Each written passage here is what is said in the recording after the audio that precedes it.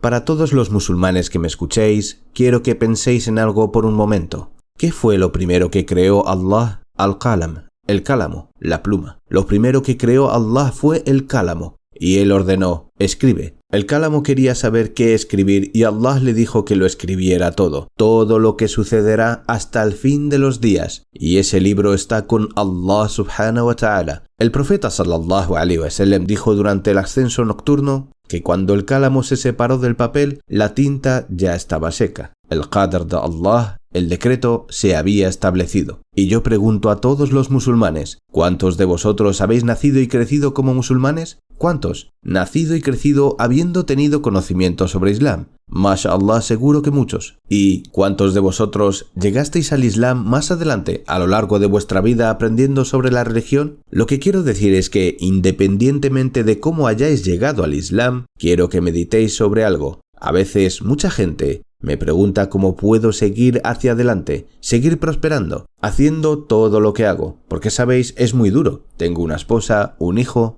llevo un negocio, viajo continuamente, lo cual a veces es un quebradero de cabeza, especialmente cuando vuelas siendo musulmán hoy en día. ¿Cómo puedo con todo esto? Me recuerdo a mí mismo que no importa lo que piense qué hice para llegar al Islam, no importa lo que pensemos o lo que nuestros antepasados hayan podido hacer para que pertenezcamos a una familia musulmana. Porque antes de la existencia, Allah ordenó al cálamo que escribiera tu nombre, y junto a tu nombre, Allah ordenó que escribiera musulmán. ¿Qué hiciste para merecer eso? ¿Qué has hecho para ser digno de ello? ¿Qué has hecho? Nada. Aún así, Allah, en su sabiduría infinita, le dijo al cálamo que escribiera el nombre de esta persona y que a su lado escribiera musulmán. Allah le dijo al cálamo que escribiera mi nombre y que en mi vida en diciembre de 1998 escribió mi guía al Islam. Lo decretó. Por eso hago esto, porque siento que no podré agradecer a Allah lo suficiente. Aunque pudiera vivir muchas vidas agradeciendo, siento que aún así no podría agradecer lo suficiente. Así que hago todo lo que puedo con lo que tengo ahora mismo. Eso es todo lo que puedo hacer. Deseo y tengo la esperanza de que cuando esté frente a mi Señor,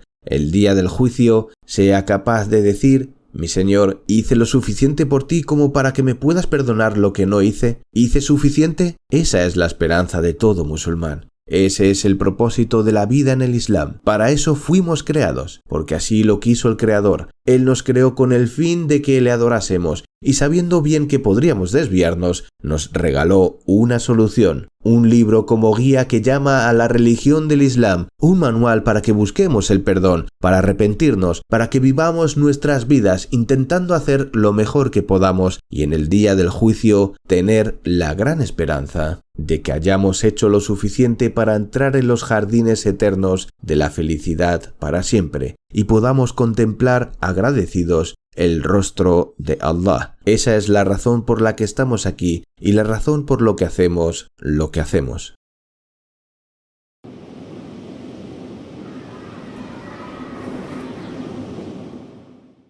Si existe Dios, ¿por qué hay todo este caos en el mundo? Tornados, terremotos, cada vez de mayor intensidad, tal y como dijo que sucedería el profeta Muhammad sallallahu alaihi wasallam. Hoy en día se producen una gran cantidad de movimientos sísmicos, centenares durante el transcurso de esta charla, además de pestilencia, violencia, guerras, ocupaciones y violencia familiar, problemas graves. Entonces, si existe un Dios, ¿por qué ocurre todo esto? La persona que se hace esta pregunta, por lo general, no tiene ni siquiera un conocimiento básico del Islam. El Islam nunca nos enseñó que este mundo es el Jannah, el paraíso. ¡Oh! ¿Qué? ¿Pensaste que estabas en el paraíso? Mira lo que el profeta Muhammad sallallahu alaihi wasallam dijo. Lo resumió con una de las enseñanzas más simples y hermosas que te puedas imaginar. Ad-dunya sijnul mu'min wa jannatul kafir. La vida mundanal es la prisión del creyente y el paraíso del incrédulo. Esta existencia material en la que nos encontramos y que denominamos Hayatud Dunya, la vida de este mundo, es una prisión para un verdadero creyente, pero es el único paraíso para un no creyente. Él sallallahu alayhi wasallam puntualizó o señaló dos cosas importantes: creyentes y no creyentes. Como creyentes, sabemos que esta vida es lo más duro que vamos a atravesar, porque cuando todo llegue a su fin, eso será todo. Se acabó. Ya no se te pondrán más pruebas, pero entonces comenzarás a ver las consecuencias de estas. Y ya sabes cómo será eso, lo has leído. Pero para los no creyentes, este es su paraíso.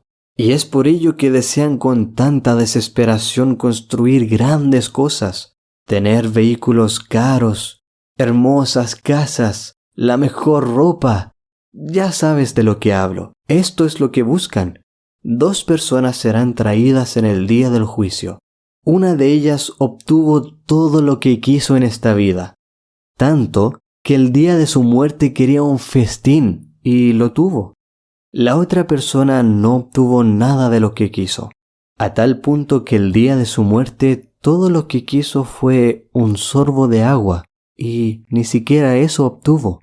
Cuando les llegue el día del juicio, el que obtuvo todo será empujado al fuego del infierno por un instante.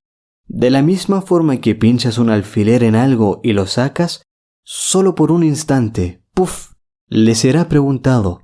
Recuerda que él lo tenía todo. Durante toda tu vida, ¿viste alguna vez algo bueno?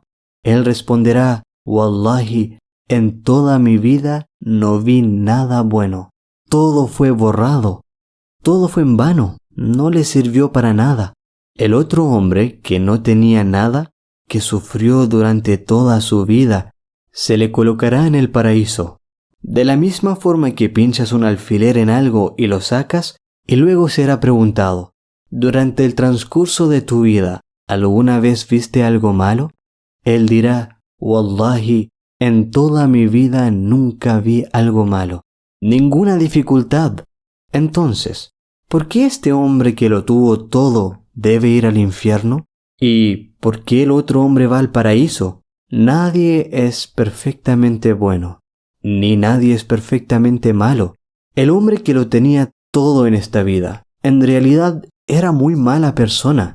Allah detestaba sus acciones. Por cierto, no decimos Allah lo odiaba a él, ya que es un concepto que no debemos usar, porque Allah es amoroso y ama a todos y todo, sin importar lo malo que seas. Sabemos que Dios es el afectuoso, al-Wadud, y está listo para amar a todos y todo lo que es bueno, pero también es capaz de ser justo y severo en el castigo, Shadidul Iqab, y no querrás saber cómo es.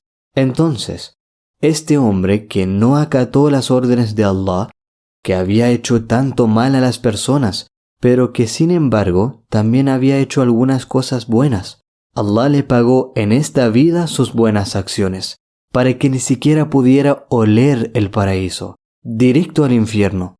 El otro hombre, un señor realmente bueno, era amado por Allah, pero hizo algunas cosas malas, cometió errores.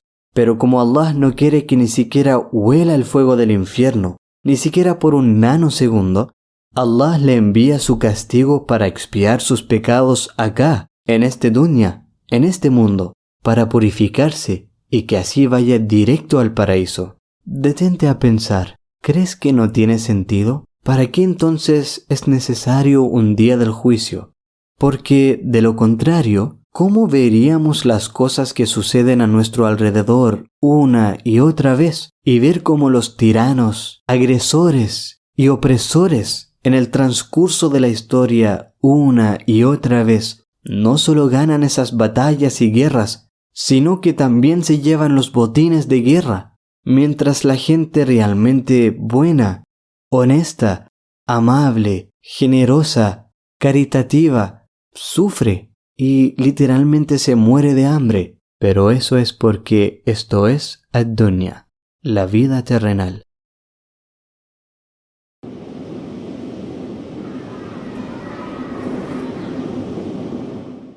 Si no entiendes algo de tu din, pregunta a las personas que saben más. Y cuando te den una respuesta, si aún así no te queda claro, pues sigue preguntando hasta entenderlo mejor.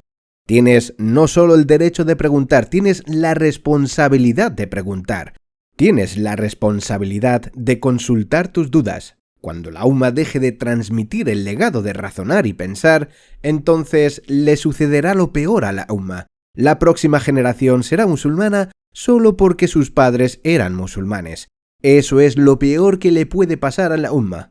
Porque entonces, la única razón por la que un hijo deba aferrarse al Islam será solo porque sus padres lo esperaban de él. ¿Sabes? Estamos viviendo en una época en la que muchas familias están muy separadas, y muchos hijos de hoy en día viven una vida muy independiente de sus padres. Van a la universidad, consiguen un trabajo, tienen su propia vida, ¿no es así? Muchos jóvenes de hoy, cuando comiencen a independizarse, podrás notar que la mayoría, y esto pasa también con otras familias de otras creencias, verás que en la mayoría de los casos, los padres son religiosos y los hijos ¿qué? Los hijos no son religiosos. Podrían pensar, bueno, cuando vivía con mis padres me llevaban a la iglesia todas las semanas, o mi padre solía llevarme al Jumu'ah todas las semanas, pero ahora no vivo con mi padre, estoy en la universidad, soy libre. Piensan, ahora ya no tengo que ir, ya no tengo una razón, la razón fueron mis padres. Y cuando regresen de vacaciones a la casa de sus padres, volverán a ir al Jumu'ah nuevamente, y luego volverán a la universidad y libres de nuevo, ¿no es así?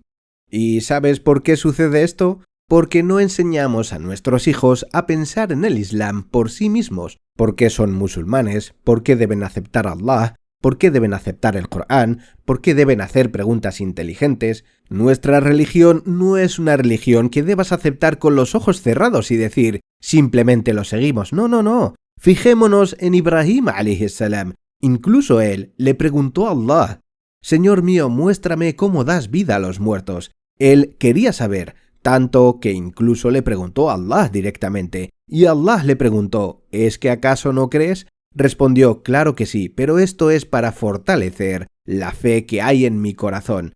Allah nos está enseñando a través del legado de Ibrahim alayhi salam que debemos hacer preguntas hasta satisfacer nuestro corazón, hasta que el corazón esté en paz. Hay que explorar, hay que pensar, razonar, y hay que inculcar el pensamiento y el razonamiento a nuestros hijos.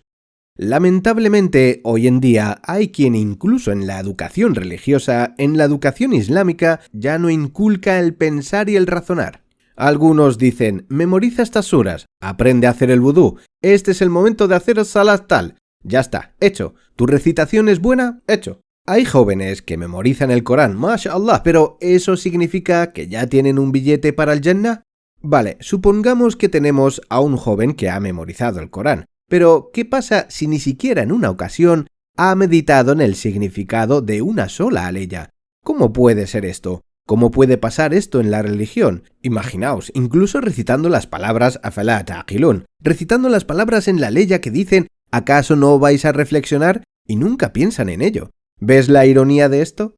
La siguiente aleya dice, el ejemplo de los que niegan la verdad es como el del animal que al escuchar la llamada del pastor no percibe sino un ruido. Se hacen los sordos, mudos y ciegos porque se niegan a usar la razón. Este joven será bueno en la recitación. De veras que celebramos que haya jóvenes que memoricen el Corán, mashallah. Pero, ¿qué pasa si dirigen la oración y recitando esta aleya con este ejemplo si ellos mismos no entienden el significado y no razonan en él? Lo recitan y no lo entienden. Es una tragedia absoluta para esta umma. Esto tiene que mejorar y esta generación tendrá que mejorar en esto porque ¿sabéis lo que atrae a la gente hacia el ateísmo? ¿Qué es lo que atrae a las personas que se alejan de la religión? Frases como creo en la ciencia, no creo en Dios. Hay mucha gente así ahora. ¿Por qué? Porque dicen cosas como bueno, la ciencia te hace pensar, con la filosofía tienes razonamiento, desde el ateísmo se llega al razonamiento, en las religiones no quieren que pienses. Tal vez otros no quieren que pienses, pero nuestra religión, nuestro din, se basa y se arraiga en el pensamiento y en la reflexión.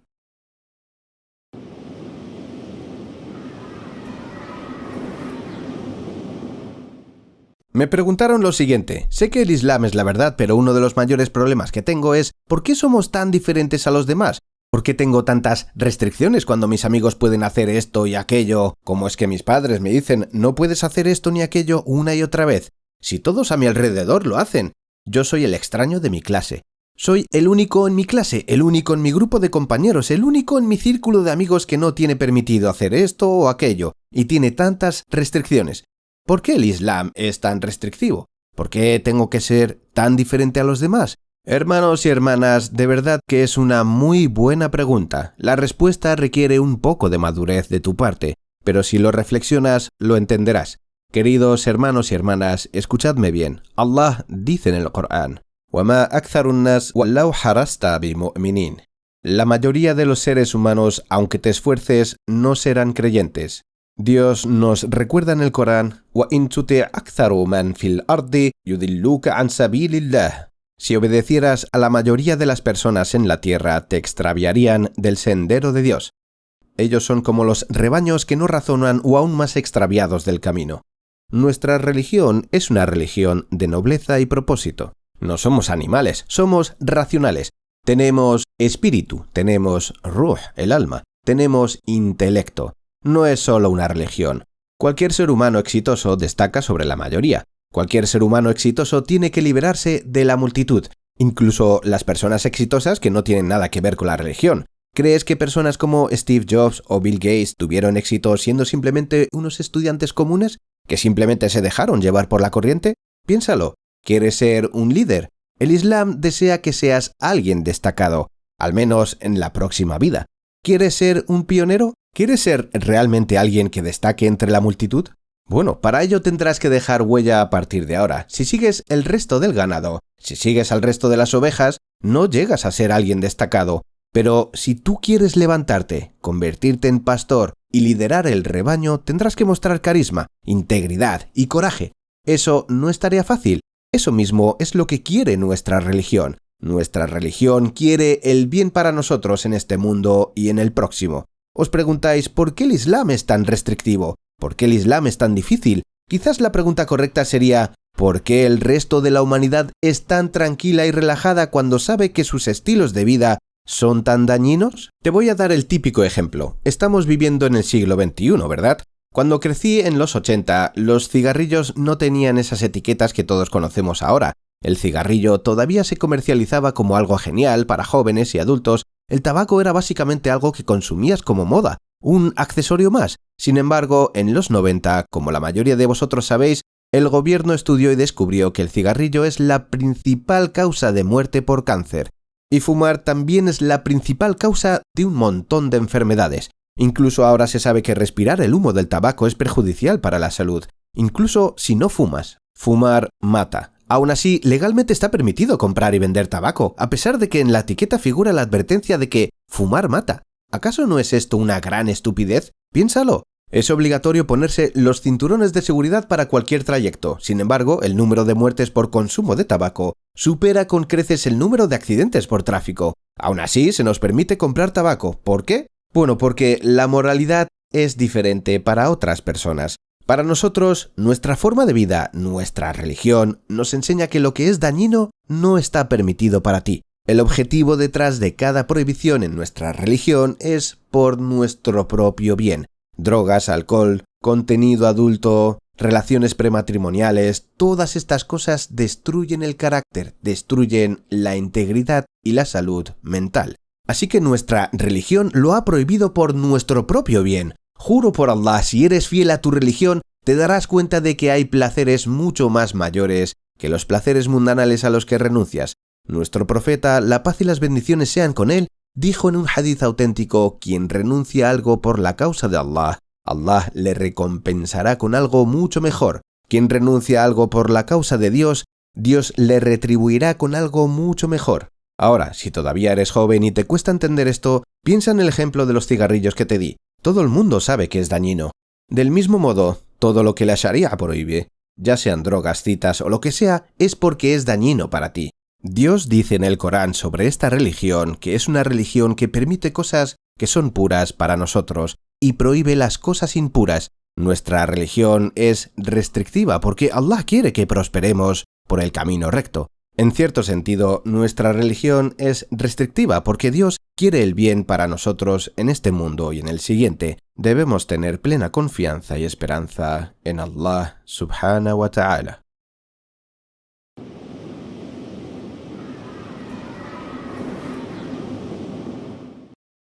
Allah Azza wa Jal en el Corán insta a realizar preguntas.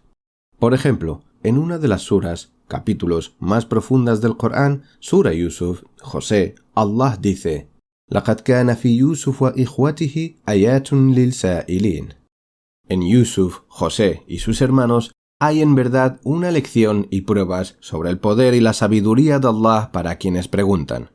A veces Allah dice que hay ayats, lecciones, en las que hay guía para la gente de taqwa, para aquellos que recuerdan a Allah, o para los agradecidos. Y aquí Allah elogia a aquellos que hacen preguntas. En otras palabras, se supone que tienes que ser curioso, tener sed de conocimiento en esta religión. No debes tomar las cosas al pie de la letra y ya está. Tienes que preguntar y comprender, llegar a una convicción por ti mismo. De igual forma, las personas le hacían diferentes preguntas al profeta sallallahu alaihi wasallam de todo tipo, y cuando lo hacían, Allah no los criticaba, los honraba al mencionarlos y hacerlos parte del Corán. Yas'alunaka 'anil khamri wal maisir. Te preguntan acerca de los embriagantes y las apuestas. Imagínalo, alguien venía y le preguntaba al profeta: ¿qué hay de malo con el vino? ¿Cuál es el problema? ¿Por qué no podemos consumirlo? ¿Por qué no podemos tomarlo? ¿Pensarías que Allah revelaría una especie de condena a las personas que osaran siquiera preguntar algo así? Pero no, no es así. Allah simplemente podría haber revelado la respuesta, pero como sabéis creemos en cada palabra que ha sido revelada en el Corán, que ha sido divinamente revelada, de forma estratégica y con un propósito. Nada sobra, nada está de más, nada puede agregarse. Todo está en su cantidad exacta, en su justa medida. El hecho de que Allah pudiera haber dicho el alcohol es esto y aquello es malo para ti. Cualquier cosa que Allah quisiera decir, Allah primero reconoce el hecho de que hayan venido y preguntado. Yas'alunaka 'anil khamri wal maisir. Te preguntan acerca de los embriagantes y las apuestas. Yas'alunaka 'an shahr al-haram qitalu fihi. Te preguntan si es lícito combatir en los meses sagrados. De hecho, lo que es importante para la gente no es esa parte de la aya. Te preguntan. Obviamente la gente sabe que hicieron una pregunta, pero lo que les importa es la respuesta. Entonces, ¿por qué no solo revelar la respuesta? Uno de los beneficios de hacer eso es que Allah da un reconocimiento, honra a las personas que vinieron y preguntaron mencionándoles. Estas personas, al formular estas preguntas, pasaron a ser parte del Corán para siempre. Al recitar estas ayas, versículos, podemos darnos cuenta de que las preguntas en sí son algo noble en esta religión. Es algo que no condenamos. De hecho, desde un comienzo encuentras en el Corán, cuando Allah Azza wa Jal nos cuenta la historia de los ángeles y la creación de Adam alayhi salam, una de las primeras cosas que ocurren en esta historia y que a menudo pueden crear cierta tensión en esta historia es que los ángeles hicieron una pregunta. ¿Ataj'alu fiha man yufsidu fiha o yasfiqu ad-dima'? ¿Pondrás en ella a quien la corrompa devastándola y derrame sangre? Hicieron una pregunta. Y lo increíble acerca de los ángeles es que sabemos que por su naturaleza, tal y como nos enseña el Corán, los ángeles no desobedecen a Allah. La ya'suna Allah ma amarahum. No desobedecen a Allah en lo que Él les ordena. Wa yaf'aluna ma yu'miruna. Sino que ejecutan sus órdenes. Harían todo lo que les dijera. Wa bi amrihi hum yaf'alun. Todo lo que hacen es declarar la perfección de Allah y buscar su complacencia. No son blasfemos, constantemente obedecen a Allah y aún así, estos mismos ángeles le hicieron preguntas. ¿Por qué pondrás al ser humano en la tierra?, decían. ¿Cuál es la razón? Hicieron preguntas. En otras palabras, formular preguntas no es una blasfemia, no es un problema, no es algo malo. Y si lo fuese, los ángeles nunca lo hubiesen hecho. Si fuera algo malo, los ángeles nunca hubieran hecho una sola pregunta.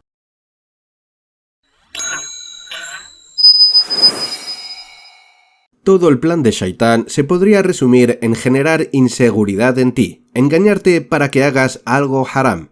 Y para lidiar con esta inseguridad, vamos a poner el ejemplo de dos cosas específicas que Shaitán mencionó cuando se rebeló, diciendo que nos desviaría a todos. Dijo que nos atacaría de diferentes formas, por delante, por detrás, por la derecha y por la izquierda. ¿Y qué haríamos nosotros? Él dijo: فَلَا يُبَتِّكُونَ أَذَانَ الْأَنْعَامِ وَلَا آمُرَنَّهُمْ فَلَا يُغَيِّرُونَ خَلْقَ اللَّهِ. O sea que como resultado de los engaños de Shaitán, la humanidad cortaría las orejas del ganado. Les ordenaré, dijo, وَلَا آمُرَنَّهُمْ, y que alteren la naturaleza, فَلَا يُغَيِّرُونَ خَلْقَ اللَّهِ, de la creación de Dios.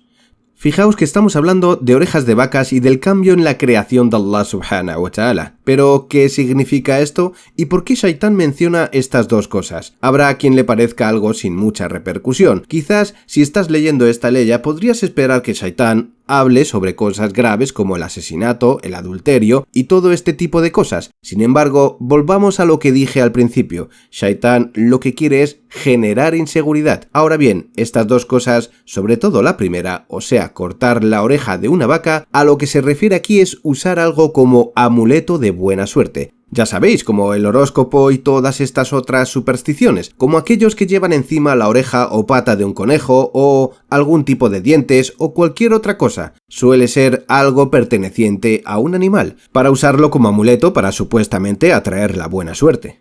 O incluso pensar que porque alguien vista con el color de su equipo favorito, todo saldrá bien y ganará el partido. Estas desviaciones existen. La gente empieza a poner su confianza en estas cosas ridículas y parece todo absurdo. ¿Habéis oído hablar de las galletas de la suerte? Aunque no recuerdo cuándo fue la última vez que conocí a alguien que creyera en una galleta de la suerte, pero seguro que hay muchas. La gente empieza con estas cosas aparentemente pequeñas, hasta que poco a poco empiezan a creer en ellas hasta el punto en que su vida empieza a depender totalmente de ellas. Pero, ¿de qué tipo de inseguridad estamos hablando? Del tipo de inseguridad que hace que dudes o que no estés seguro de que es de Allah de lo que todo depende. Y subhanallah, esta es la máxima inseguridad que existe, porque sería cuestionar el control de Allah subhanahu wa ta'ala, la autoridad y el poder de Allah subhanahu wa ta'ala. Ahora bien, ¿qué es lo que hace Shaitán exactamente? Intenta que recurramos a la superstición,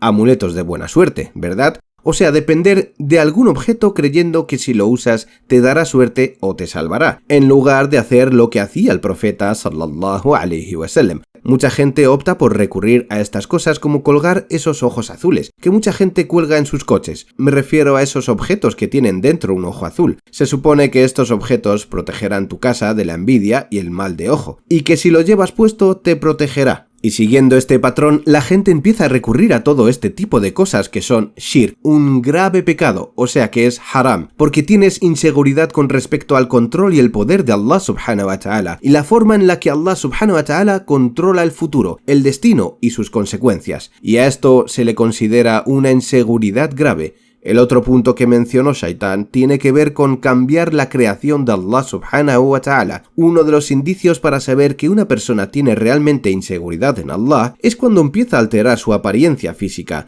Se someten a cirugías estéticas y no por algún tipo de necesidad o urgencia vital, más bien por capricho. Quieren cambiar su aspecto físico.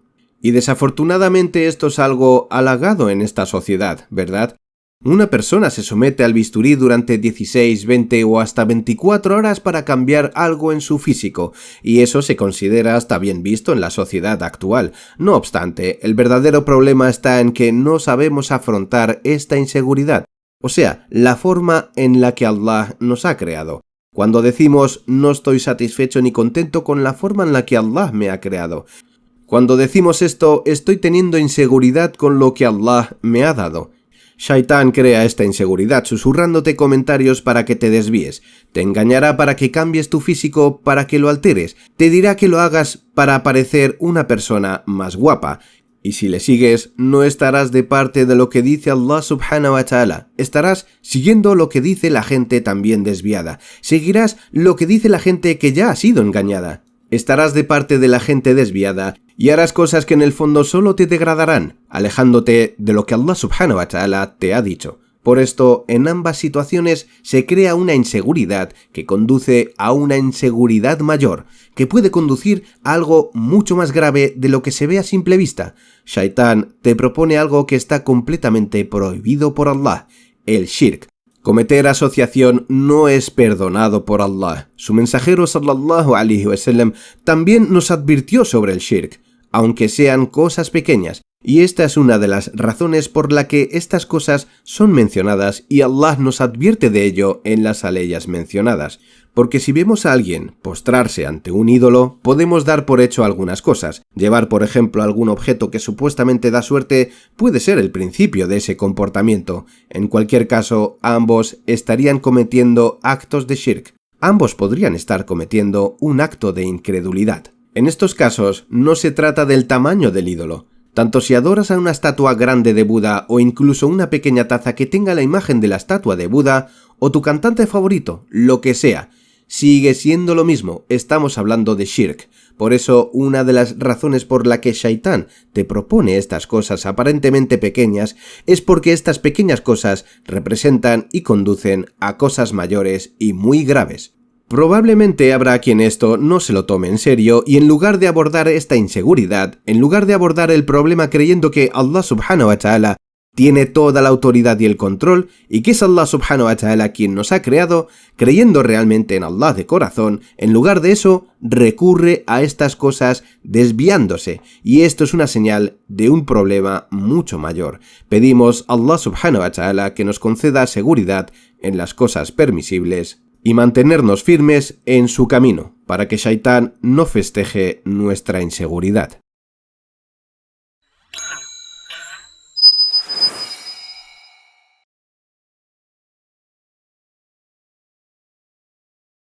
Las reglas y regulaciones del Din establecidas por Allah subhanahu wa ta'ala no están ahí para hacerte infeliz, no están ahí para hacerte perder el sueño. Taha ما أنزلنا عليك القرآن لتشقى إلا تذكرة لمن يخشى. Al principio de la sura Taha, Allah aclara una pregunta que tienen muchos musulmanes. ¿Por qué hay tantas reglas y regulaciones? ¿Por qué Allah prohíbe esto y lo otro? ¿Y por qué esto está bien y esto otro mal? ¿Por qué no está bien para mí hacer esto? ¿Y por qué tengo que hacer esto otro? Allah dice, Taha, no te he revelado el Corán para que te agobie, sino que es una exhortación para quienes tienen temor de Allah. Allah menciona la palabra litashqa, que significa que puedes estar agobiado, angustiado, perder felicidad o bondad, que puedes ser una persona que no tiene éxito. Subhanallah. Es una palabra que define términos de negatividad.